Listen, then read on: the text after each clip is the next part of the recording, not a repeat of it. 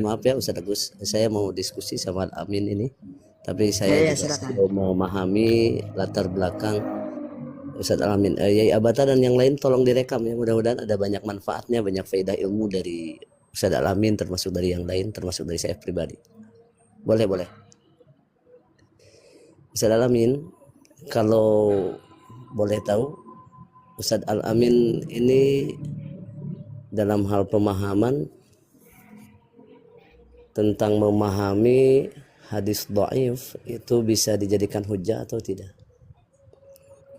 Hadis dhaif Ya. kalau kita rujuk dari penjelasan para ulama itu dalam hal min babi at-targhib bi fadilatil a'mal. Jadi dalam hal untuk memberikan semangat, motivasi dalam beramal, ya itu bisa digunakan, tapi tidak bisa untuk standar hukum menilai ini salah Ya, atau sudah. benar dengan. Iya, sudah. Berarti dari sini sudah cukup terlihat perbedaan antara yang mengaku-ngaku salafi, para pengikutnya, ustadz-ustadz salaf, ustadz-ustadz sunnah, ustadz-ustadz yang menggunakan kata mengaji, berbeda dengan Ustadz Al-Amin ini. Mudah-mudahan insaf ya Ustadz Al-Amin. Yang kedua, Ustadz Amin, kalau Ustadz Al-Amin ini bagaimana pendapat antum tentang Syekh Al-Albani? Dalam hal fikihnya itu, apakah dia muktabar jadikan rujukan yang mewakili salaf atau tidak? Kalau dia dikatakan yang mewakili muktabar, yuktabar di ini lazim lana an nattabi bih, tidak seperti itu. Dia hal yang wajib kita ikuti. Enggak, karena dia bukan ulama salaf, dia salafi, ulama salafi, tapi bukan ulama salaf. Ya, in kana shawab fanattabi bih, ya. Jadi kalau dia benar kita ikuti. Wa in kana khata'an fala nattabi. Jadi kalau dia salah kita tidak ikuti. Jadi kalau pendapatnya, fatwanya adalah benar, maka diikuti. Kalau tidak benar, berarti tidak diikuti. Yang digarisbawahi, in kana khotoan fala natba'uhu. Contoh kesalahan Al-Albani apa?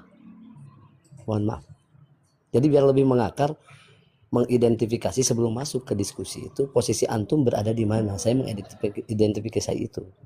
Mengidentifikasi bahwa antum apakah bagian dari as-salafiyah al-mu'asirah al-maz'umah, atau antum bagian yang insaf yang hanya sebatas mengikuti al-Hanabilah, atau hanya sebatas mengikuti tanda kutip al-Wahabiyah Muhammad bin Abdul Wahab. Karir ajib as-soal, yani hal idza kana yani idza kana qawlu al-Albani ay fatwa al-Albani ay ra'yu al-Albani khata'an fala nattabi'uhu. Law samahta yani hati misalan min akhta'i ara'i al-Albani. Tafadhal. Nah, mungkin hunaka fi masail bahasa Indonesia, boleh maaf terjemahkan pakai bahasa Indonesia. Di antara kesalahan Al-Albani yang ditangkap, yang dipahami oleh antum, sebutkan apa saja di antaranya. Iya, jadi ada di antara masalah-masalah tentang hukum fikih itu Syekh Albani dalam terkait pandangan tentang hukum surah, hukum taswir wal aflam. Jadi ada hukum tentang bagaimana mengambil gambar dengan foto, bukan dengan tangan, hukumnya bagaimana, dan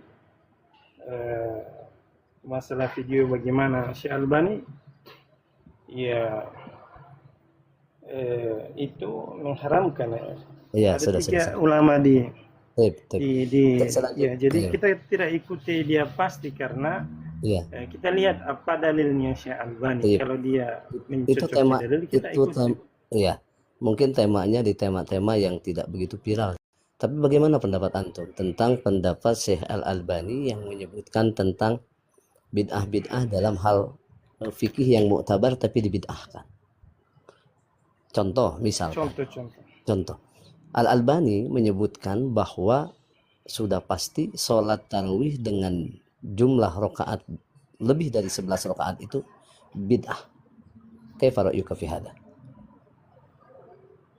Ah, Hmm. Ana mungkin perlu lihat teks beliau langsung mengucap ini supaya tidak sembarang menyalahkan seseorang. Ya, ini udah pasti maaf. Ini Iya. kebetulan saya tidak bisa membuka apa namanya, karena di gadget saya kalau membuka itu pasti jadi mental dan saya belum paham juga. Teman-teman bisa melihat, audien bisa melihat, bisa diketik bagaimana pendapat Al-Albani tentang rakaat tarawih yang 23 atau 20 ditambah witir 3. Beliau membid'ahkan. Selaras dengan itu, diikuti pendapat-pendapat Al-Albani itu oleh pendapat-pendapat salafi hampir semuanya, dari mulai saya sebut saja inisial Khalid Wasalama, kemudian oleh Ustadz Piranda sekalipun, kemudian oleh Abdul Hakim Abdad, semuanya. Sehingga saya pastikan di setiap ma'had yang mengatasnamakan salaf ya, mengatasnamakan salafi, itu mereka tidak ada yang 23 faktanya, de factonya. Sekarang jadi Jadi saya begini ya, begini Afwan ini. Jadi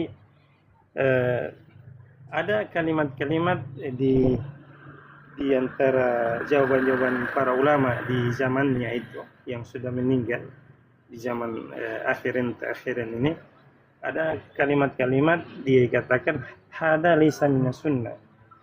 Ya bimana ya bukan berarti bid'ah. Hada laysa minas sunnah. Ini bukan berarti ini bid'ah. Jadi ada jadi begini, teks kalimat yang orang mungkin akan salah paham. Ustadz Alamin, Paling ini bagus antum mungkin keluarkan rujukannya. rujukan sudah jelas. Ini secara de Itu facto yang pertama, anda mau jawab itu pertama itu yang boleh dibantu oleh netizen atau oleh yang hadir ini dibuka. Saya tidak bisa dibuka biar ketahuan bahwa ucapan yang saya sampaikan itu penggiringan atau bukan, fakta atau bukan, hoak atau bukan.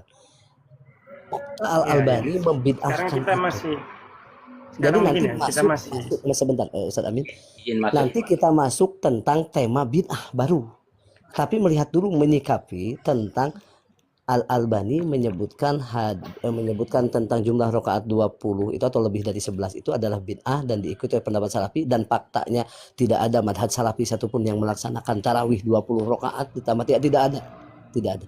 Nah itu secara fakta. Setelah itu baru kita membahas tema bid'ah itu apa sih sebenarnya, sampai berbeda kok pendapat antara Al-Albani dengan Muhammad bin Abdul Wahab, Al-Albani kok berbeda dengan Hanabilah, Al-Albani kok berbeda dengan Salaf, Al-Albani kok berbeda dengan Al-Imah Al-Arba'ah min Al-Madhahibil Arba'ah. Nanti baru kita mengakar ke situ. Jadi siapa yang mengada-ngada, nanti fakta di ujungnya akan kita saksikan. Alaysa kadzalik ya Al-Amin, anta muwafiq bihadza? Anak-anak ukalimuka bil lugha al-arabiyyah wal akharun rubbama la yatakallamuna bil lugha al-arabiyyah bitalaqa wa ana wallahi yani ana atakallam biha li'anni darastu fi ma'hadin yatakallamu fiha al-masyayikh wa tullab bil lugha al-arabiyyah. لكن عرفت هناك دليل يبين بأن صلاة الليل مثنى مثنى وهذا يعني Ya, مطلق. sudah tahu kalau itu tidak jadi masalah. Kalau sholatul laili masna itu sudah tahu. Tapi yang jadi masalah tadi membid'ahkan selain yang 11 karena hanya membatasi hadis Siti Aisyah. Saya bantu. Ayo, boleh dibantu videonya dibukakan. Tapi bukan video Ustadz, di situs resminya Wahabi, boleh? Boleh sekali. Jadi biar nanti apa yang saya sampaikan hoak atau bukan biar netizen yang melihat. Tajib. Syukran laka ya Ustaz. Ini yang menjadi masalah itu begini ya. Ini Besarkan, bisa dibesarin? sebentar saya besarkan. Iya bisa. Sambil menunggu dibesarkan itu saya menjadi masalah. Ingin menceritakan sedikit. Yang menjadi masalah itu begini. Ketika ini yang masyhur di kalangan Wahabi itu begini. Mereka tidak pernah mengkaji kitab-kitab mereka sendiri. Tapi mereka tidak pernah mengkaji kitab-kitab mereka sendiri. Tapi mereka lebih mengkaji kitab-kitab untuk disesatkan. Nah itu malah saya itu begini. lebih suka begini. Kalau ada Wahabi hadirkan kitab kami yang dimana kitab itu dianggap sesat, kita bedah. Terus kemudian kita hadirkan kitab dia yang ada seperti yang dihadirkan oleh Ustadz Andunisi, kita bedah. Kan gitu ya. Artinya sebenarnya gini, siapa yang mengaji dengan kitabnya sendiri atau tidak? Itu tidak Jadi bersedia. begini Bang Ini ya. kan Jadi begini Bang. Nah. Kita kan ada bahas ini sama Ustadz Boleh. Indonesia ini. Gimana nih? Bahwa ini rujukannya. Sekarang pun ini benar ya. Beliau bukan nabi. Tidak maksum ya. Iya, dan kita bukan. Kenapa antum sudah tidak katakan. mengatakan itu dari Muhammad bin Abdul Wahab, bukan nabi sekali? Antum tadi begini ya. Antum belum muncul tadi. Kita sudah bahas bahwa Iya, in kana silakan. khotoan falanattabi. In wa in kana sawaban fanattabi. Jadi kalau dia benar, dia salah, kita tidak ikuti. Kalau dia benar, kita ikuti. Walaupun dia ateis pun, kalau perkataannya benar, kita terima kebenaran itu. Udah. Masya Allah. Jadi bukan tidak Bentar, bisa Ustaz Amin. mensakralkan Ustaz sesuatu. Amin, tapi sebentar. Jadi yang garis bawahi tadi saya akan diantara mungkin kesalahan kan tadi inkana ra'yu al-albani khotoan fala natabi'uhu, kan anta muwafiq bi qaulika hada. Nah, toh, Taib. Kalau seandainya salah tidak diikuti, jangankan al-albani, maka yang lain pun kalau salah, misalkan Imam Syafi'i salah, tidak diikuti. Nah, kan begitu. Jadi faktor ajakan berpikirnya yang menjadi permasalahan itu garis bawah salah satunya adalah kok ulama ahli hadis yang dijadikan rujukan utama orang-orang salafi kok bisa dianggap ada kata khotoan? Apakah dia tidak tahu tentang kaidah-kaidah mengistimbat hadis sampai mengeluarkan pendapatnya itu? Lalu kita yang awam tidak berat dengan mudah menyebutkan bahwa itu adalah salah. Al-Albani itu tanpa tanda kutip, tanpa sembarangan, sehingga banyak hadis yang disebutkan wasohahahu al-Albani, pasti begitu. Jadi kalau andainya ada pengikut al-Albani yang menyebutkan, yang mengkomentari ucapan antum ingkana khotoan, itu akan tersinggung yang mana yang salahnya. Disebutkan yang ini, saya tanya 23 rakaat sholat tarawih itu dibid'ahkan oleh al-Albani, salah atau tidak? Antum biar tidak muter-muter, oh itu masuk bagiannya bukan yang sawaban tapi yang khotoan. Khotoannya apa? Itu bertentangan dengan misalkan dengan jumhur para ulama dan fuqaha yang menyebutkan madhab imam yang 4, misalkan Abu Hanifah menyebutkan 23, kemudian Imam Malik menyebutkan 23 dan riwayat yang lain menyebutkan 39, kemudian Muhammad ibn Syafi'i menyebutkan 23, kemudian Ahmad ibn Hanbal menyebutkan 23, kemudian para pengikutnya sampai termasuk Abu Daud Ad-Dhahiri itu juga 23, Muhammad bin Abdul Wahab 23. Lalu Salafi ini ajaran mana? Kan jadi begitu nanti Ustaz. begini afwan ya. Jadi Ustaz Amin ini. Salatul lail masna pun disahihkan oleh Syekh Al-Albani. Jadi Udah tahu itu tidak ada yang membahas. Maaf sebentar. Ustaz jadi Amin, begini, Ustaz Amin. kita Sebentar Ustaz Amin. fokus Ustaz Amin. kepada manhaj berpikir. Ayo nanti ke depan setelah ini kan kita melihat. Setelah ini kan Ustaz JLC mau memperlihatkan dari situs resminya ada yang dibawa bahwa saya itu termasuk orang yang menyebarkan hoax. Saya menyebarkan hoax dan kurang literasi dan kurang referensi. Saya dibantu oleh Ustaz JLC. Dimunculkan nanti dibaca oleh Ustaz JLC apa yang disampaikan oleh Al-Albani dalam situs resminya para pengikut Al-Albani. Tapi Ustaz JLC bisa membantu. Apakah Al-Albani membid'ahkan gimana? Boleh. Linknya nanti kirimkan ke anak. Boleh banget, boleh. Ini kita kalau untuk ilmu itu enak, begini itu enak. Tip Ustaz JLC silakan dibantu. Ini sebenarnya siapa sih yang nggak kenal? Islam Web kenal nggak sih? Kenal ya? Ini punya Wahabi ini, islamweb.net. Jadi di sini ada yang bertanya, soal saya yaqulu Syekh Albani inna salata tarawih la yajuzu wa an tatazawaza hingga seterusnya.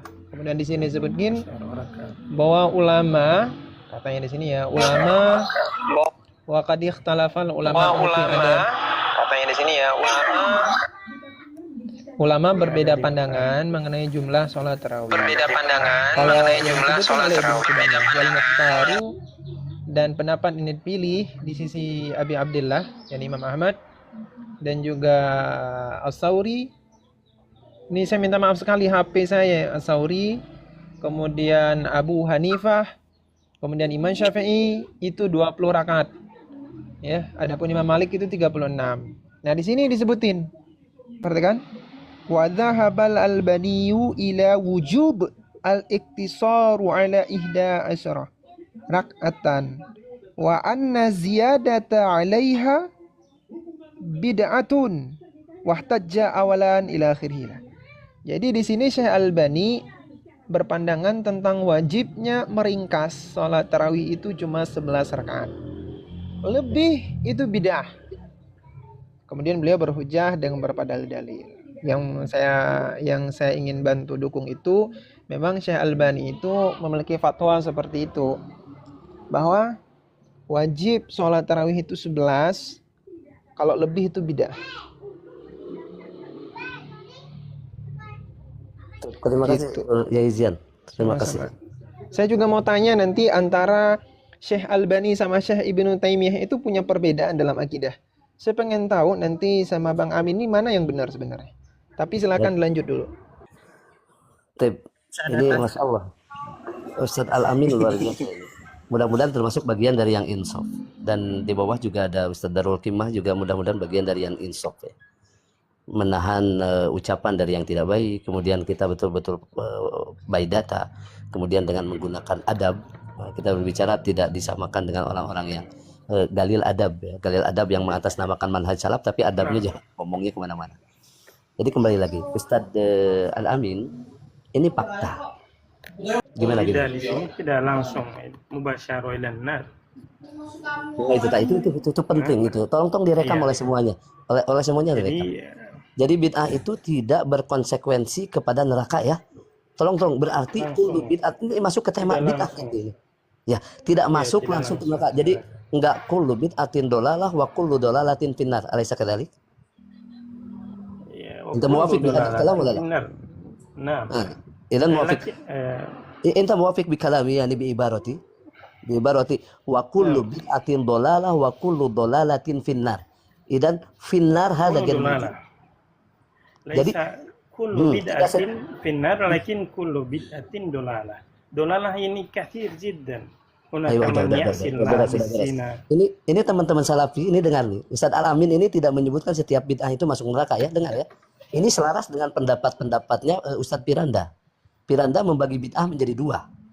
Yang pertama bid'ah yang dihukumi bagi pelakunya adalah ahlu bid'ah. Lalu ada bid'ah yang jangan kita berani menghukumi pelakunya sebagai ahlu bid'ah. Contohnya Ustadz Piranda menyebutkan Maulid Nabi itu versi Ustadz Piranda itu bid'ah. Tapi jangan berani kalian menyebutkan ahlu bid'ah kepada yang melakukan. Berarti bid'ah terbagi dua. Ada bid'ah yang berkonsekuensi menyesatkan, ada bid'ah yang tidak menyesatkan. Ya tidak terlalu jauh kita membahas itu, tapi ini sebuah fakta. Berarti sudah mulai clear ya. Berarti Ustadz Al-Amin ini sudah agak muncul kelihatan insaf kalau menurut saya ya. Ana wallah yani asi buka kadzalika wala uzaki 'ala Allah ya ahada. Antum termasuk insaf. Taib. Berarti tidak setiap bid'ah itu berakhir ke neraka ya. Saya ulang lagi, semoga direkam. Toba. Betul? Tidak setiap bid'ah itu membuat orang masuk neraka. Banyak faktor dilihat dari tinjauan pelakunya, baru kita kedua dari mulai. amalannya. Siap. Masya Allah, hayakallah bayak. Kita mulai masuk ke tema bid'ah. Nah, bid'ah barusan sudah menemukan akarnya bahwa tidak setiap bid'ah ya. Kalau boleh sampaikan itu pendapat yang antum rujuk bahwa tidak setiap bid'ah berakhir ke neraka. Kalau ada sebutkan ustadz-ustadz yang muasirah yang sekarang yang menyebutkan fatwa demikian. Ini saya tertarik ini karena jarang-jarang yang menyampaikan bahwa bid'ah itu tidak semuanya berakhir ke neraka. Sebutkan siapa. Karena setiap pembahasan ini selalu ada yang menyebutkan katanya dari kullu ini harus semuanya. Kalau semuanya pasti sesat dan pasti neraka. Sementara antum tidak begitu, masya Allah. Antum sudah mulai kelihatan selaras dengan salaf ya dalam tema ini. Bid'ah tidak berakhir ke neraka. Sampaikan ada yang bisa disampaikan. Nanti dibantu sama ustadz yang lain tentang pendapat antum ini, maaf ya, hoak atau bukan. Tip. Ada yang bisa di ini kan kita by data ya. Nah, Tip. Tafadhol. يعني منهم الأستاذ عبد الحكيم بن أمير عبدة الذي قلت عنها عن الأشياء في البدع. Ustadz Abdul Hakim bin Amir Abdad mengatakan ada bid'ah mukaffirah wa hunaka faqat mufassiqah, bukan mengkafirkan, ada yang mengkafirkan, ada yang tidak mengkafirkan. Ayo. Saya garis bawah. Muayyan. Tip. Nanti Yai Jilan bisa dibuka di chat GPT pakai bahasa Indonesia.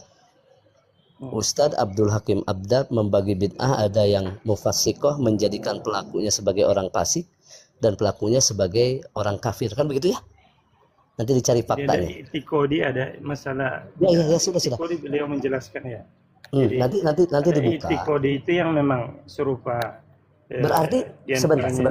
Iya, sebentar. Berarti bid'ah itu terbagi dua, berarti kalau begitu. Bid'ah menurut yang masuk kepada kekafiran, yang masuk kepada kefasikan. Berarti bid'ah itu terbagi dua, berarti kalau begitu. Bid'ah menurut yang masuk kepada kekafiran, yang masuk kepada kefasikan. Tapi Ada tidak yang berakhir tidak neraka. mengkafirkan. Iya. Tidak mengkafirkan. Berarti bid'ah dibagi dua ya. Jadi bid'ah tidak setiap bid'ah itu sesat. Begitu atau bukan? Konsekuensinya, jadi pelakunya ada juga yang cuma karena ikut-ikutan, serupa dijelaskan oleh Syekhul Islam Ibnu Taimiyah Tapi bahwa tidak masuk neraka gitu maksudnya? iya, karena dia cuma ikut-ikutan yang dia tidak punya tanggung jawab atas perbuatan. Tip. Alhamdulillah.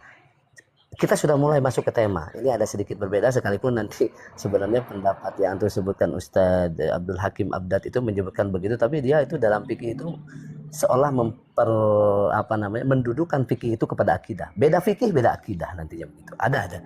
Seperti misalkan hadis kunut subuh. Ya bunayya bid'ah. Bid'ah di situ adalah dolalah. Dan bisa dolalah itu pasti menyebutkan dia Ya tertolak. innaha muhdah. Ayo, yang itu. Nah, ya an kunutis subuh.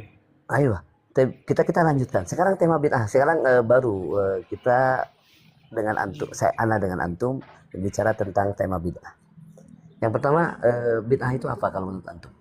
Sudah masuk ke tema. Jadi saya sudah mengidentifikasi antum ada insopnya dalam tema apa, kemudian dalam yang lainnya ada yang perlu ditanyakan oleh saya. Ustadz Al-Amin, tafadhol, musamahta, arif ta'rif al-bid'ah. Nah, al-bid'ah ini kathir ta'rifuha. Tayyib, tafadhol. Lakin fima afham bid'ah itu banyak sekali pengertiannya dari para ulama. Ada yang membagi 5 dari segi hukum, ada satu garis bawah. Berarti membagi 2. bid'ah terbagi ya? Antum sepakat? Tidak ada yang menyatakan bid'ah terbagi? Tidak keliru ya. Bid'ah Ayo, itu kan alhamdulillah. Ini tolong didengar oleh para pengikutnya Mataram ya, pengikutnya yang lain, orang-orang yang mengatasnamakan salafi. Ini ada yang bermanhaj salaf tapi bukan salafi, dia menganggap bahwa pembagian bid'ah menjadi 2 ataupun 5 tidak sesat. Oke, terima kasih. Lanjut lagi Ustadz Al-Amin. Definisi itu dari para ulama ya, dari para ulama salaf yang menjelaskan itu. Ayo. Di antara Imam Syafi'i, kalau kita rujuk yang paling ringan, Imam Syafi'i katakan bid'ah bid'atan. Bid'ah itu ada 2. Ada bid'ah ya itu hasanah, ya mahmudah yang baik. Bid'ah sayyi'ah, bid'ah yang dolala yang tidak baik. Ya. Alhamdulillah. Jadi sebentar, teman-teman yang menyaksikan tolong direkam. Ini fakta dari beberapa orang yang mengatasnamakan salaf tapi membagi bid'ah menjadi 2 atau menjadi 5 itu ada. Dan yang menganggap bid'ah itu hanya kullu, menunjukkan seluruhnya tidak terbagi, itu sudah menyelisihi para ulama. Antum sepakat tidak kalau begitu saya menyebutkan? Kalau orang yang menyebutkan bid'ah itu hanya 1 tak terbagi, dia menyelisihi salaf atau tidak?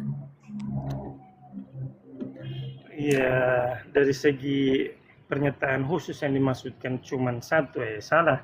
Tapi kalau yang Alhamdulillah. dimaksudkan ada hal lain ya itu tentu kita cari apa yang dimaksudkan. Masya Allah, ini standar Rukimah juga sama kayaknya. Jadi sekali lagi, Salafi itu memang merusak.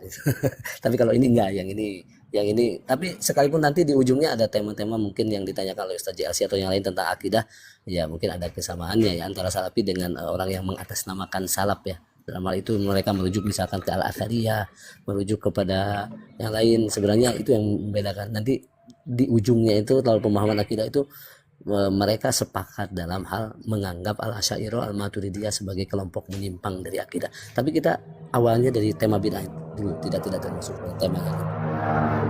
Ustaz Al-Fadil alhamdulillah. Ustaz Al-Amin ini luar biasa. Kemudian yang kedua, Ustaz Amin ini tentang bid'ah itu terbagi, ada bid'ah dolalah atau sayyi'ah, ada bid'ah hasanah. Tadi antum menyebutkan demikian ya. Iya. Baik. Sekarang saya mau lebih mengkerucut lagi.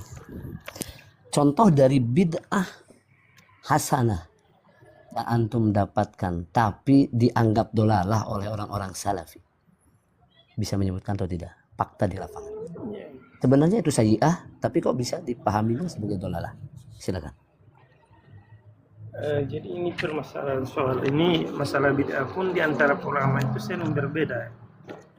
Serupa kalau kita singkatkan itu serupa masalah kunut yang menurut Imam Abu Hanifah bahwa kunut subuh bid'ah. Imam Malik mengatakan kunut subuh ada tapi sebelum ruku. Sebelum Ruku. apa? Ruku. Iya sebelum ruku dan Imam Syafi'i dari kalangan madhab Syafi'iyah itu Setelah ruku. ba'da ruku, setelah ruku yaitu i'tidal. Imam Ahmad Dan Imam Ahmad mengatakan dia bukan sunat tapi juga bukan bid'ah karena dia pilih pendapat yang tawakuf, yang itu tidak mengomentari bahwa dia bid'ah, tapi dia tidak katakan itu juga sunnah.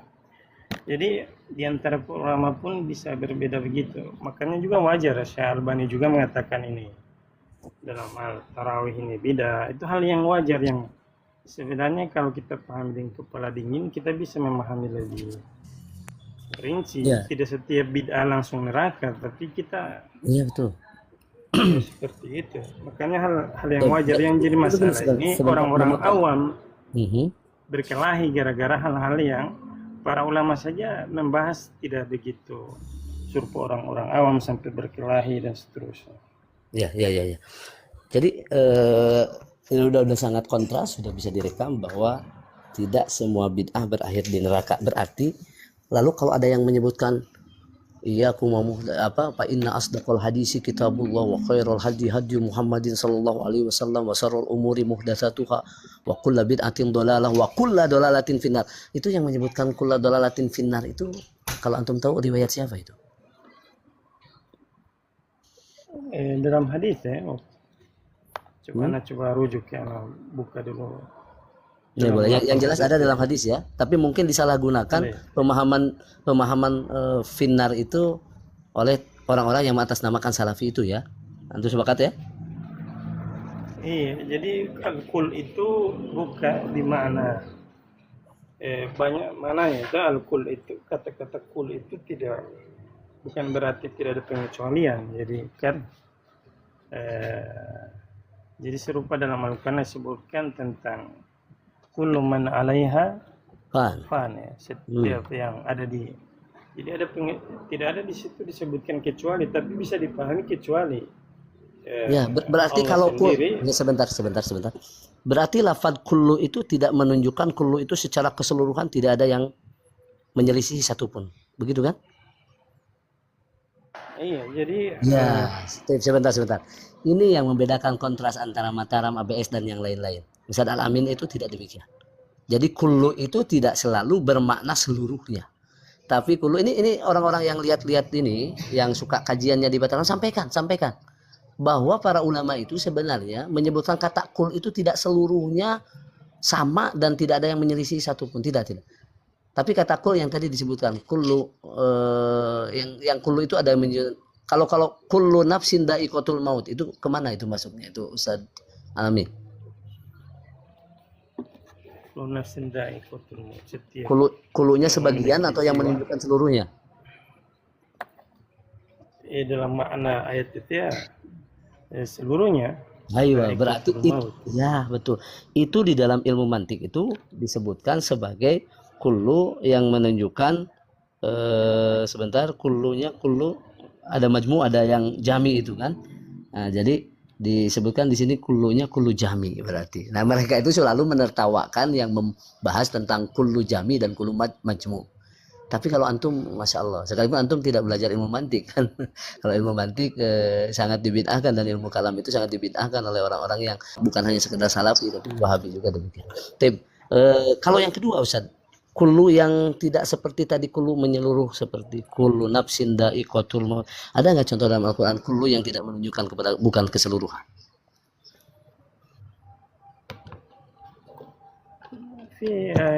Dzakartuka ini kullu man 'alaiha fan. Aywa kullu man 'alaiha fan. Tajib. Karena ada faktanya yang tidak fan kan? Allah Subhanahu wa taala tidak rusak. Kullu Allah tidak termasuk itu kan? Kemudian di dalam hadis juga ada yang kullu bani adam khata'un wa khairul khata'in at-tawwabun. Jadi kullu itu tidak seluruhnya manusia, para nabi dan para rasul itu dan tidak termasuk bagian dari situ.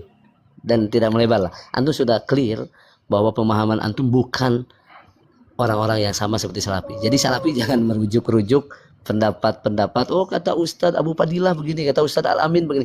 Ini berbeda dengan kelompok salafi antum. Salafinya orang-orang yang mengatasnamakan manhaj salaf, pengikut para Ustadz Mataram CS yang hadir banyak di YouTube itu. Tapi selanjutnya Ustadz, Masya Allah ini asik juga kalau bicara sama antum ya.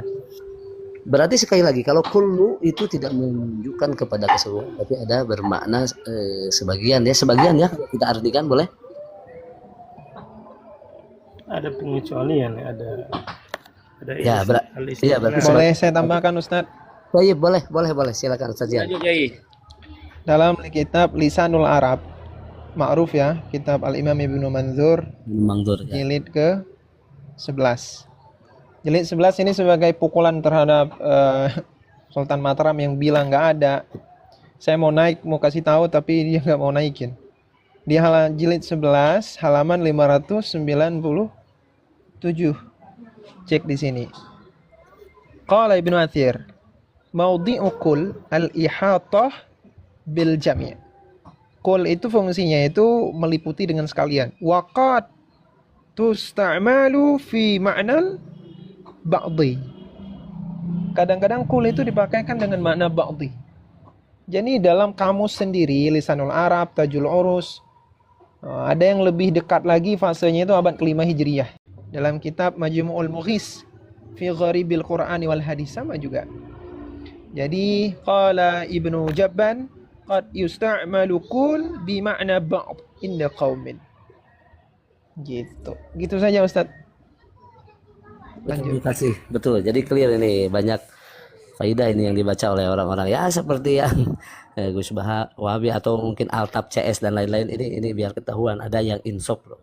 Islam itu selalu menampilkan ragam-ragam pemahaman manusia. Innakum lafi qaulin mukhtalif. Kalian itu semua akan banyak perbedaan pendapat, tapi ambil yang insaf saja. Jangan ikut-ikutan kencang ilmunya tidak ada, tapi akulah yang paling salah, menyalahkan itu dan ini. Mudah-mudahan kita tidak termasuk yang demikian. Tapi Ustaz Al-Amin Nuwasil, maafi muskilah. Maaf. Mungkin yang lain ya itu. Boleh. Silakan. Ambil. Saya nanya ini boleh. Saya nanya ini nih. Boleh. Jadi saya punya pertanyaan. Ya, Mana? karena belum ini ada yang anak mau ini kan. Jadi Imam Syafi'i membagi bid'ah kepada dua bid'ah. Jadi bid'ah saya dan hasanah. Jadi beliau menjelaskan bid'ah hasanah itu dalam hal-hal yang merupakan wasilah. Itu serupa pesawat, serupa teknologi. Adapun yang saya itu dalam hal ritual beliau jelaskan. Jadi itu yang menjadi perbedaan yang besar di antara para ustadz, para ulama sampai sekarang, sampai terjadi perselisihan saling Ya, tapi sebentar, menuduh Ustaz Alamin. sesat dan seterusnya. Baik, khalas, hasbuk. Iya. Baik, Ustaz Alamin. Nah, Kalau antum menyebutkan bid'ah yang dimaksud hasanah itu secara lugawiyah berarti menurut antum ya? Berarti bid'ah lugawiyah kalau versinya Ustaz itu Piranda. tidak penjelasan dari Imam Syafi'i ya, dari madhab Syafi'i menjelaskan. Ya, yang Tidak ada penjelasan seperti itu. ya. Nanti ya izin Ini ada bisa- penjelasan ya. Ana akan berikan ini bukti. Boleh nanti Akan sama-sama. Sebentar. Saya juga kebetulan lagi pegang kitabnya. Sebentar. Ustadz Alamin, kalau tadi membatasi bid'ah yang dimaksud seperti misalkan dulu pakai onta, sekarang pakai mobil kan begitu ya? Dulu pakai onta, sekarang pakai pesawat, maka pesawat itu bid'ah yang hasanah begitu kan? Maksudnya begitu kan? ritual, beda ritual dengan di luar ritual ya. Jadi Bukan ibadah kan? itu Jadi bid'ah hasanah itu di luar berkaitan ibadah. dengan ritual. Ya. Iya, di luar ibadah. Jadi seperti Sekarang saya bertanya, kalau ini jadi lompat lagi ini temanya, lompat lagi terlalu depan. Nanti sebenarnya tema ini akan terbahas dengan sendirinya nanti ke depan. Tapi nggak apa-apa di awal kan.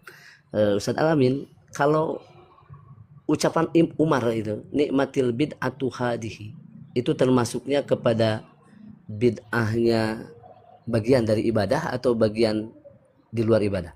Al-umur al-muta'alliq bi umur ad-diniyah wala ghairaha. Nikmatil bid'atu hadihi itu termasuk بمعنى لغة لكن عمر بن الخطاب رضي الله عنه عرف بأنها هذه الأعمال أو صلاة التراويح dengan berjamaah. يعني كان عملها رسول الله صلى الله عليه وسلم. Baik. وإن Ini كان ini Baik, sebentar. Ini muttafaq. Ini udah disepakati bahwa nikmatil bid'atu hadihi itu Umar itu karena sebelumnya belum tidak berjamaah diimami oleh satu imam, tapi Umar berijtihad menjadikan sholat tarawih itu berjamaah diimami oleh satu imam, Ubay bin Ka'ab dan Tamim ad-Dari kalau tidak salah. Itu kemudian dia banyak yang beristidlal, Umar berijtihad itu dengan diantaranya ada man shalla ma'al imami hatta yansarifa kutiba lahu qiyamul lailah, kan ke situ ya. Jadi dia beristihad. Tapi ada yang dilupakan oleh mereka yang mengambil makna nikmatil bid'atu hadihi itu kepada berjamaah. Lihat fakta sejarah. Ketika Umar menentukan dari tidak berjamaah menjadi berjamaah sholat tarawih itu, faktanya Umar bin Khattab sambil menentukan 20 rakaat plus witir 3 jadi 23. Dan pada saat itu Siti Aisyah masih ada, sahabat yang lain masih ada. Kalau seandainya bid'ahnya Umar dalam hal jumlah rakaat, ini jumlah rakaat ini merupakan ijma loh ya, ijma aqwali al ulama atau ijma aqwali ashabi Rasulullah SAW. Ijma'nya ucapan atau ijma sukutinya para sahabat Nabi tentang jumlah rakaat Umar 20 rakaat plus 3. Kalau seandainya ini kemungkaran atau ini termasuk bid'ah yang dolalah, bid'ah mengada-ngadakan, tidak menyesuaikan dengan hadis Aisyah yang 11 rakaat saja, tentu Siti Aisyah mengingkari atau ada sahabat yang mengingkari ini. Karena sahabat mereka lebih tahu tentang sesuatu itu menyelisihi atau tidak. Itu kan nanti ke definisi bid'ah nanti. Bid'ah itu bagaimana? Nanti ada menyelisihi al-kitaba was sunnata wal ijma'a wal athar. Nanti ada yang begitu. Nanti kembali lagi Ustadz alaikum bisunnati wa sunnatil khulafa'ir rasyidin al-mahdiyyin berarti tolong sampaikan sama itu. Umar dakhala fiha. Iya, Umar masuk ke situ. Berarti 20 antum tidak mengingkari.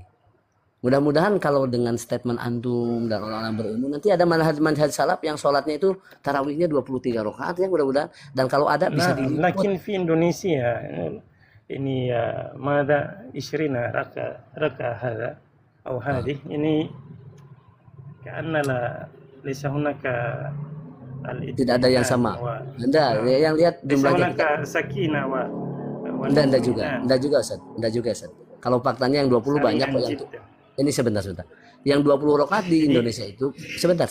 Banyak yang sesuai dengan tumaninahnya, rukun-rukunnya terjalankan. Jangan berbicara ke tema teknis di dalamnya aja. Tapi kita temanya ke mahiyah 20 rakaatnya itu tidak bina. Mudah-mudahan salafi juga kalau mau ikuti sama seperti Masjidil Haram 23. Sekalipun Masjidil Haram itu 2 kali jeda kan. Jeda yang pertama 10 rakaat setelah Isya, baru nanti istirahat dulu, nanti bangun lagi setengah 2 ditambah 13 rakaat.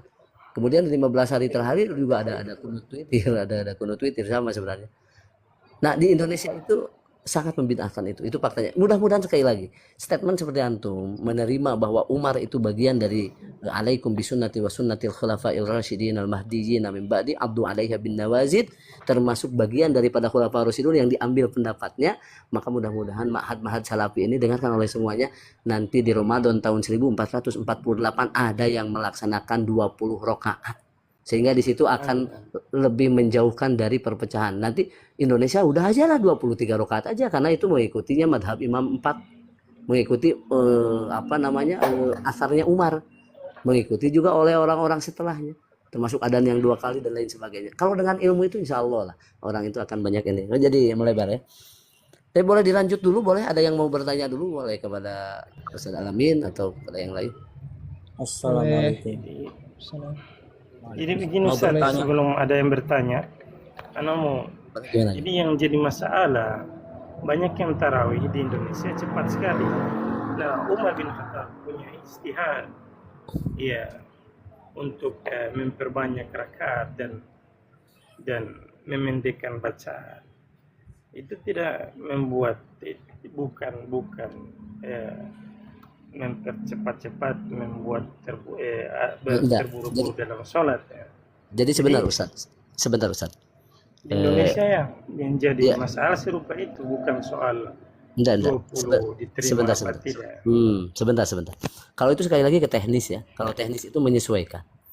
Kalau dalam gaya komunikasi itu kan khatibun nasa ala qadri ukulihim.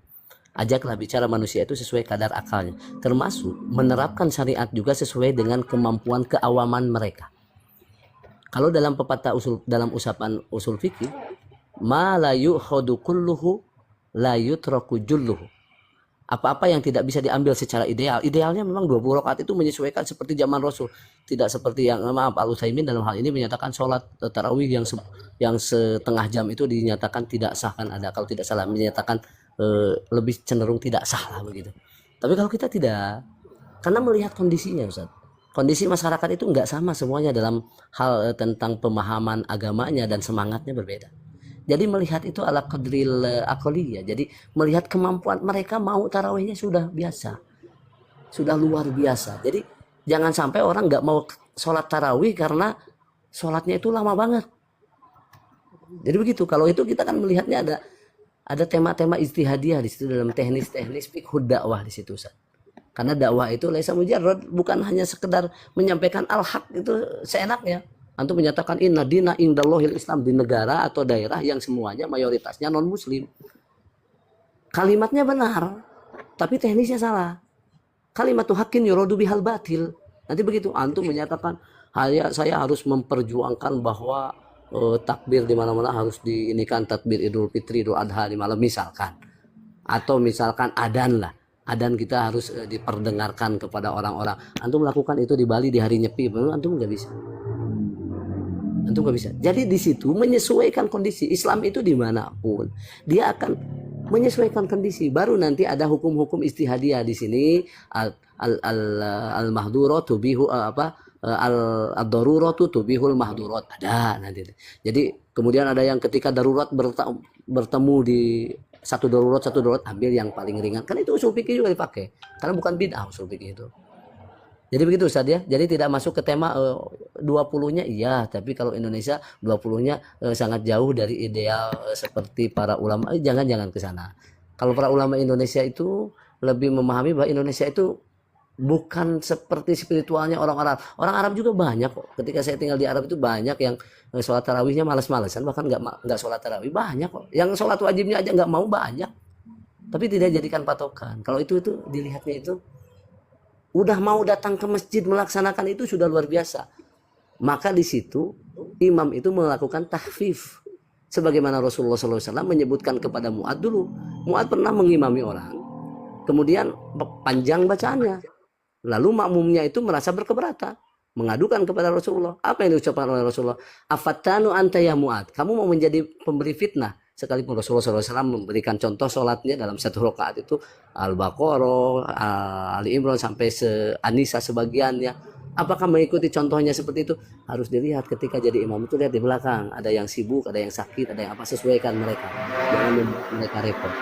Jadi ada saatnya lah, ada saatnya. Jadi antum tidak, maaf ya, dalam hal ini tidak boleh bersuudzon dengan idealisme kita. Oh ini Indonesia itu sudah jelek semua. Enggak. Kalau sholatnya seperti misalkan dalam 20 rakaat itu 3 menit, nah baru itu jangan berbicara tentang fikih. Itu ya silakan dipahami aja. Enggak ada tumaninah, enggak ada apa. Itu tanpa dibahas juga orang-orang akan paham sendiri kalau paham gitu. Jadi gitu Ustaz ya. Jadi antum sepakat bahwa bid'ah yang benar itu adalah bid'ah yang terbagi dua ya, ada madmumah, ada. Lalu terkait dengan ini Ustadz Al-Amin, kalau dalam hadis itu kan hadis Siti Aisyah itu man ahdasa fi amrina hada ma laisa minhu fahuwa raddun.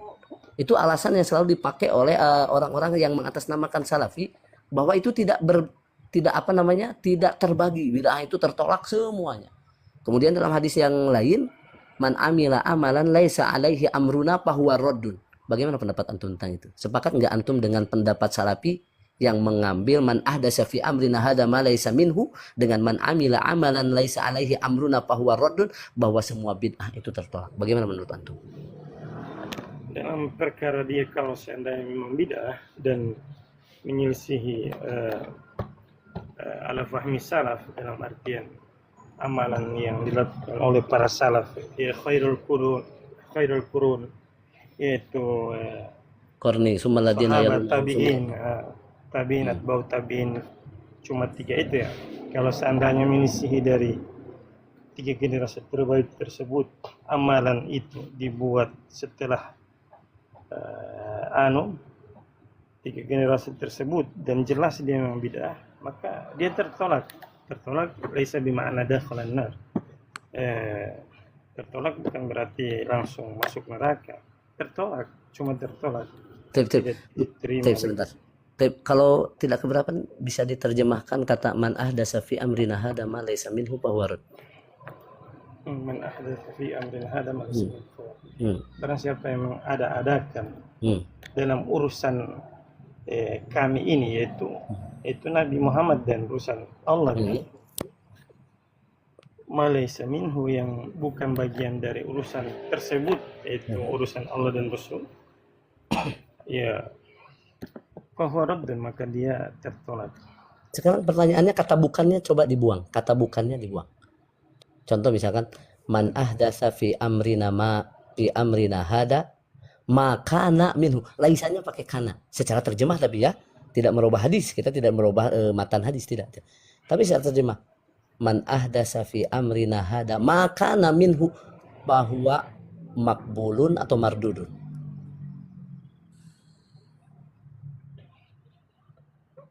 Ajib ya akhil karim. Makana minhu ahdatha makana minhu. Hada laysa bima'na muhdath, lakin mungkin laisa bima'na mardud ya. Ijtihadi. Idan laisa bima'na mardud. Idan man ahdasa fi amrina hada makana minhu fahuwa maqbulun. Anta muwafiq bi hadzal kalam wala? Makana minhu. Aywa. Nah, makana minhu ya makana ma madu fi dzalika zaman. Aywa.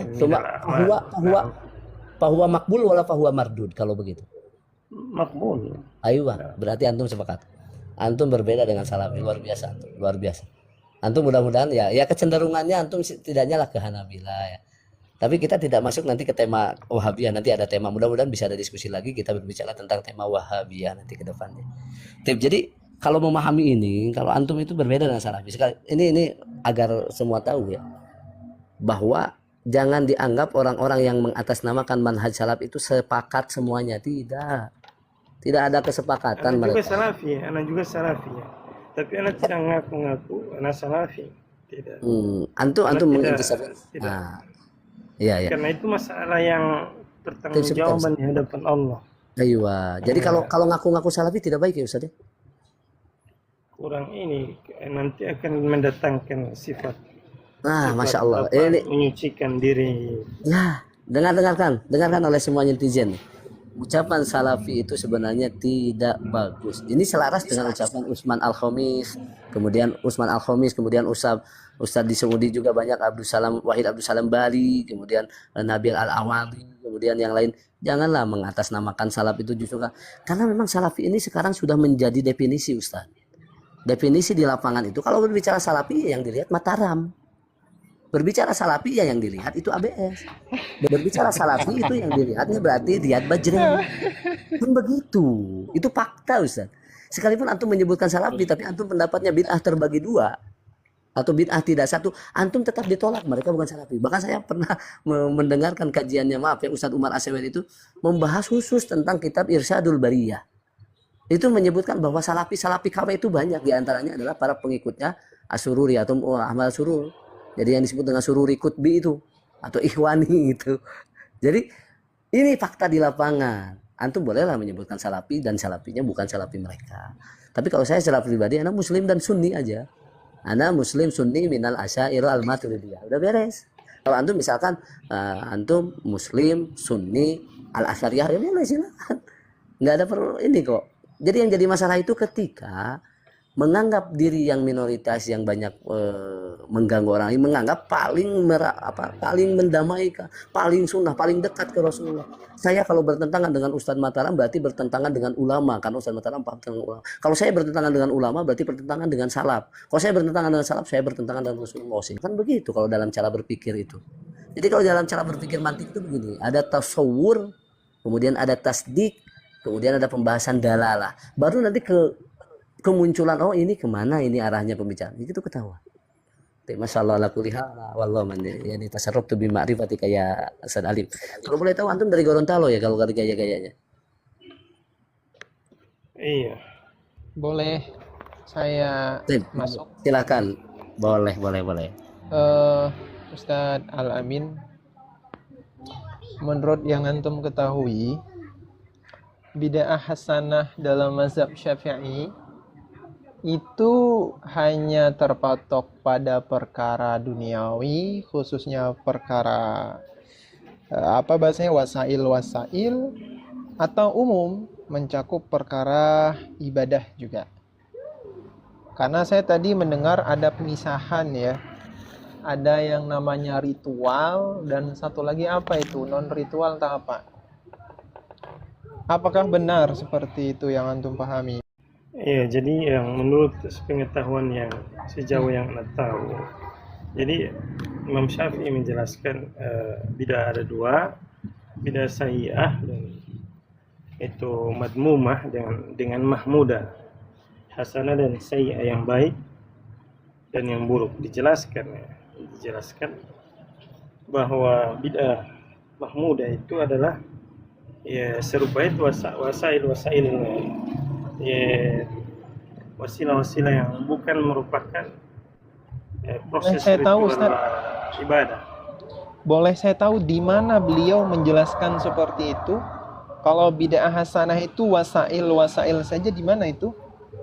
Boleh? Nanti anak coba carikan rujukannya, dan itu iya anak baca dan mendengar langsung dari kitab Imam Syafi'i langsung.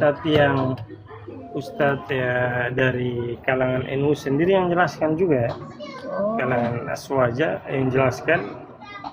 Oh ya, saya nggak peduli Ustadz mau dia Aswaja atau siapa, maksudnya ada di kitab nggak? Itu nanti coba Anda carikan rujukan. Ini saya mau tampilin ya. Belum sekarang Anda bisa berikan. Saya pertama Imam Syafi'i itu nggak masalah. Nggak ada tahzir. Oh, siap-siap ditahzir sama Wahabi lain ya mungkin ya. Maksud saya gini, yang saya baca penjelasan Imam Syafi'i dalam kitab Manaqib Imam Syafi'i kan Baihaqi, Hilyatul Auliya, itu nggak ada penjelasan tambahan seperti itu. Oh, wasail, ritual, itu nggak ada yang saya temu. Kemudian ketika saya cek kita fikih mazhab Syafi'i setelahnya, itu mereka nggak ada yang pemisahan seperti itu, sehingga saya menarik. Justru ulama-ulama mazhab Syafi'i setelahnya itu tetap mengatakan umum, bid'ah hasanah itu mau mencakup perkara dunia, perkara agama, perkara dunia, ritual atau bukan, tetap dengan bukti bid'ah, dengan bukti maulid. Maulid itu tetap dikategorikan sebagai bid'ah hasanah oleh mazhab Syafi'i. Ini menunjukkan apa? Bid'ah hasanah dalam mazhab Syafi'i itu bukan wasail. Contoh bukti nyatanya di sini. Dalam kitab Al-Mu'jam karya Al-Imam Al-Hafiz Abu Bakar Muhammad ila akhirih yang ma'ruf dengan nama Ibnu Mukri. Ulama yang wafat. Ini kebanyakan orang-orang yang mengatasnamakan salafi ini kadang-kadang mereka mengeksploitasi lah. Tugas kita sesama muslim adalah bagaimana memberikan edukasi kepada masyarakat muslim, masyarakat pada umumnya, agar tidak mudahlah membidah-bidahkan orang lain, membuat sakit hati orang lain yang sudah beramaliyah tentang ibadah. Kemudian janganlah sampai menganggap yang yang berbeda dengan kelompok salafi itu adalah ahlul bidah. Janganlah. Jadi maksud saya itu agar insaf semua. Kalau insaf itu kan enak kayak gini, kita adu data, kita sampaikan mana yang digarisbawahi, mana yang tidak. Dan ini untuk edukasi. Ini netizen-netizen juga nanti yang mengambil faidah ini bisa memilih mana yang framing, yang suka nge-mute, main turunin. Apakah itu dengan adab itu? Apakah mengedepankan adab itu? Apakah mereka sesuai dengan Ahlus Sunnah wal Jamaah atau dengan salaf? Sehingga ada buku dulu kan Rifqan Ahlus Sunnah bi Ahli Sunnah. Antum pernah baca ya Ustaz ya? Itu adalah mengkritisi itu. Orang-orang yang mutasyaddid. Bukan hanya sekedar mutasyaddid, tapi mereka itu maaf ya, juhala mereka itu. Tapi mengatasnamakan sebagai ulama. Jadi innahum juhala wa yasabuna annahum ulama. Begitu. Itu faktanya itu. Syukur kalau ada keperluan mungkin bisa naik Ustadz Darul Qimah ini. Saya senang juga. Nanti dilanjut. Assalamualaikum. Waalaikumsalam. Dialog lebih panjang. Waalaikumsalam warahmatullahi wabarakatuh. Hayakallah wa yak. Nah itulah Ustadz Darul Qimah, fenomena di lapangan ini. Antum ini termasuk bagian dari yang tanda kutip insaf. Antum selalu kuat itu. Antum diam di Komalnya Mataram. Kalau buat saya itu Komal Mataram itu masya Allah dalil fawaid ya nih. Jadi ya gitulah kalau dibicarakan juga gak itu juga. Nastami. Iya. Jadi Kalau Ustaz dipersilakan. iya bagus. Ini tema-tema sekalipun nanti ada perbedaan-perbedaan yang sangat tajam ya antara mungkin termasuk antum, termasuk Ustaz. Yang namanya kalau ada khilaf muktabar ya mau gimana lagi? Iya, perbedaan begitu, itu tidak bisa dihindari, Ustaz. Iya, kalau memang faktanya begitu. Yang jadi masalah itu kan framing yang menganggap diri paling sesuai manhaj salaf, sesuai salaf, tapi faktanya tidak demikian kan itu. Jadi menganggap bid'ah itu satu versi kelompoknya, bari sambil dari kelompoknya juga berbeda-beda ustadznya itu. Jadi begitu Ustaz Darul Qimah. Antum ya bagian dari yang mungkin mendapatkan ujian dianggap sebagai oknum ya oleh mereka mungkin. Masya Allah. Ustaz Darul Qimah gini nih. Kadang-kadang mereka itu bukan terjebak ya, mengeksploitasi dari matan sebuah ibaroh yang disampaikan oleh para tokoh ya, para tokoh baik itu sahabat, tabi'in maupun al-ulama. Mereka itu kadang-kadang terjebaknya dalam memahami bahwa bid'ah itu secara definisinya itu segala sesuatu yang tidak dilakukan Nabi. Sehingga nanti muncul hukumnya itu apapun yang tidak dilakukan oleh Nabi, artinya dilakukan oleh sahabat dan Nabi sudah wafat, itu sudah bagian dari bid'ah dan bukan termasuk bagian dari takrir. Katanya begitu kan mereka itu. Untuk sepakat nggak Ustaz Darul Qimah? Sepakat ya Indonesia. Izin masih di motor. Siap. Ana nyimak awal dulu. Siap. Iya. Tapi kalau ngobrol sama Imam Auza'i saya nggak mau, saya beda ininya ya arahannya. Paling saya ngomongnya sama Ustadz Abata saja lah kalau sekarang kita puisi saja Ustadz Abata. Saya Ustadz. Fajilo, saya belum mengenal ya tepat loh Fajilo. Tapi kita dingin ya karena fase yang mereka lakukan itu saya pernah menyaksikan dan mohon maaf saya berinteraksi atau antum ini gaduh-gaduh berarti. Ya kan? Tadi saya bilang saya udah nyimak penjelasannya tadi dari awal. Ya sebenarnya itu saya mewakili yang awam nih, soalnya saya awam nih. Ya awamnya boleh asal jangan awam yang ngeyel kayak ahli salafi itu yang membuat ABS marah-marah itu. Jadi kan memang sebenarnya yang terjadi di masyarakat Indonesia itu kan apa yang sudah dilakukan sudah lama lah ya dari dulu. Itu kan datangnya dakwah salaf itu soal membitah-bitahan itu kan memang condong lebih buat sakit hati orang yang udah mengamalkan itulah ya. Karena saya juga jujur, saya pribadi juga, saya kan sudah menyampaikan berkali-kali, saya juga tadinya tahlilan tapi sekarang udah enggak. Tapi saya juga enggak bisa mau menyalahkan orang tahlilan, saya nggak punya dasarnya juga gitu kan. Karena ya itu mungkin yang sering framing-framing tuh yang awam-awam aja, yang sering bikin gaduh-gaduh gitu loh. Jadi mereka nggak nyimak ilmu, ya nurutin hawa nafsu lah ibaratnya. Jadi ya yang nonton nanti nggak dapet ilmunya, malah melihat orang gaduhnya gitu loh. Kayak sama yang ini saya tanyakan Ustadz, ya kan, soal aku pernah dengar Ustadz Salafi itu kan ceramahnya itu berpegang teguhlah pada sunnahku, ya sunnahnya Nabi Muhammad sama Khulafaur Rasyidin ya. Mereka kan generasi terbaik lah dari tabiin, tabiut ya. Itu saya mau tanyakan, kalau Imam Syafi'i itu masuk generasi kemana Ustadz? Imam Syafi'i itu masuk ke salaf. Yang barusan kan Imam Syafi'i wafatnya di tahun keberapa, pokoknya sebelum tahun 300, berarti masuk ke situ kan. Yang namanya generasi itu yang dimaksud itu kornun, itu artinya abad. Abad itu 100 tahun. Jadi kalau khairul quruni, sebaik-baik abad-abad itu adalah korni, yaitu 100 pertama di masa Rasulullah SAW. Yaitu siapa yang hidup dengan Rasulullah? Itu para sahabat Nabi ridwanullah alaihim ajma'in. Tsumma ladina yalunahum, kemudian generasi orang-orang yang hidup setelah yang hidup dengan Rasulullah. Siapa mereka? Tabi'in. Yang hidup dengan para sahabat. Tsumma ladina yalunahum, kemudian orang-orang yang generasi yang hidup setelah tabi'in. Jadi generasinya sahabat, tabi'in, tabi'ut tabi'in. Kalau Imam Syafi'i, dia lihat lahirnya, antum cari di situ. Maka dia termasuk bagian dari situ, dari salaf. Jadi al-alimah al-arba'ah itu Abu Hanifah, kemudian Malik bin Anas, kemudian Muhammad ibn Idris Syafi'i, kemudian Ahmad ibn Hanbal masuk bagian dari situ. Paham ya Ustaz Julau? Paham Ustadz. Ya. Terus begini Ustaz. Jadi ada sedikit, kalau pengalaman itu sebenarnya kan apa namanya, bebas lah, bukan pilihan, tapi itu takdir kan pengalaman. Contoh misalkan antum terbiasa dulu tahlilan, sekarang tidak, dan itu bukan hukum, ya kan, sepakat? Betul Ustadz. Ya, termasuk saya dulu karena interaksinya dengan mereka, saya tidak tahlilan.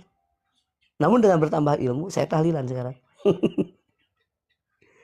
Jadi sebenarnya saya berangkat dari pengalaman, memang di lingkup-lingkup dulu ya saya sempat semua tuh serba ikut-ikutan Ustadz, malah Jadi belajarnya itu terakhir gitu. Sebentar, begini akhi Yulo. Kayak Jadi latar belakang itu yang menyebabkan seseorang berpikir, perkembangan berpikirnya sesuai dengan yang dipikirkan tasawurnya. Kalau antum interaksinya, kecenderungannya mungkin ke orang-orang yang wah tertarik ini Quran Sunnah di YouTube, oh ini tertarik, ini tertarik, ini tertarik. Oh berarti amaliyah yang biasa kita laksanakan ini keliru, ini menyelisih. Setidaknya sekalipun antum tidak menyebutkan dengan lisan bahwa perbuatan yang dulu saya lakukan adalah bid'ah, setidaknya antum meninggalkan itu karena oh itulah aslalahu. Karena ada kata bid'ah adalah aslalahu, dalam versi salaf itu ditinggalkan. Tapi kalau dengan bertambahnya ilmu, yang dulunya nggak suka baca, dulunya nggak bisa baca kitab, lalu belajar bisa baca kitab, melihat wah kok pendapat ini begini ya, oh pendapat para ulama begini ya. Kemudian pendapat orang-orang di zaman sekarang, berbagai macam ulama atau ustadz-ustadz yang di luar negeri begini ya, di Mesir begini, berada di tempat yang lain begini, di Afrika begini kaum muslimin. Nanti akan tawazun, bertambahnya ilmu akan bertawazun. Maka yang dulunya misalkan tidak terbiasa tahlilan, oh ada kok di Brunei Darussalam, di Malaysia gini, oh ini hujah-hujah mereka, oh masya Allah, berarti ada, kita ngambil. Sekalipun itu bukan pengalaman, itu bukan hukum. Tapi yang jadikan hukumnya itu apa? Substansi latar belakang seseorang memiliki pengalaman itu. Itu yang akan ditanya nanti di akhirat. Dari situ bisa diambil bahwa orang yang asalnya tahlil jadi tidak tahlil bukan hukum. Orang yang tidak tahlil jadi tahlil bukan hukum. Tapi yang dijadikan substansi ilmu itu siapa yang antum ambil pendapatnya sehingga membuat antum berubah. Kan begitu. Jadi fal yanzur, hendaklah kalian melihat aman takhuduna dinakum, kamu mengambil agama kamu itu dari orang yang siapa, kredibel tidak. Kalau maaf ya, kalau saya itu lebih cenderung kepada apa namanya, orang-orang yang jelas-jelas bersanad muttasil ya. Dari fulan belajar ke fulan, dari fulan belajar ke fulan, fulan belajar ke fulan, fulan. Kenapa? Untuk mengamankan bahwa kitabnya dibacanya, ini baca kitab Jurmiyah sampai khatam, tidak diambil comot yang sesuai, yang tidak sesuai ditinggalkan, tidak. Ini hatam, di sini hatam, di sini hatam, di sini hatam, di sini hatam, di sana. Sampai nanti kita bisa melihat kitab-kitab yang ditahkiknya itu, yang mentahkiknya siapa? Oh ini begini, oh ini begini. Nanti tidak terputus. Ketika tidak terputus, maka dia akan sampai. Contoh misalkan saya mengambil misalkan dalam masalah hadisnya, misalkan saya cenderung kepada Syekh Abdul Qadir Al-Ghumari misalkan. Dari Al-Ghumari itu kemana. Oh saya percaya kepada itu. Muhammad Hasan Hitu misalkan. Saya tidak mengambil Al-Albani misalkan. Kenapa Al-Albani misalkan terputus di zamannya?